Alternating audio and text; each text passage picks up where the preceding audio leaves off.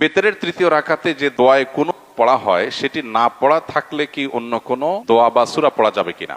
বিতরের নামাজের দোয়া কোনো পড়া ফুকাহে আহনাফের মতে ওয়াজিব, কোন ফকি বা ইমামদের মতে এটি ওয়াজিব নয়। ফুকাহে আহনাফের মতে যেহেতু ওয়াজিব এবং বেশিরভাগ মানুষই আমাদের দেশে যেহেতু হানাফি ফিকহের অনুসারী, সো দোয়ায় কুনুত শুধু আল্লাহুম্মা ইন্না নাস্তাঈনুকা এটাই নির্ধারিত না।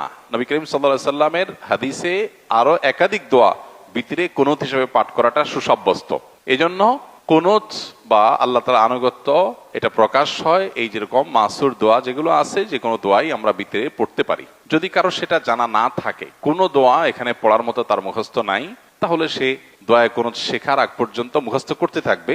ওইটা মুখস্থ করে পুরোপুরি শেষ করার আগ পর্যন্ত এই সময়ের ভিতরে সে সূরা ইখলাস পড়লো, কোরআন কারীমের সূরা পড়ে সে নামাজ পড়লো, সেটাও হয়ে যাবে। কিন্তু তাকে নিয়মিতভাবে দোয়ায় কুনুত পড়তে হবে।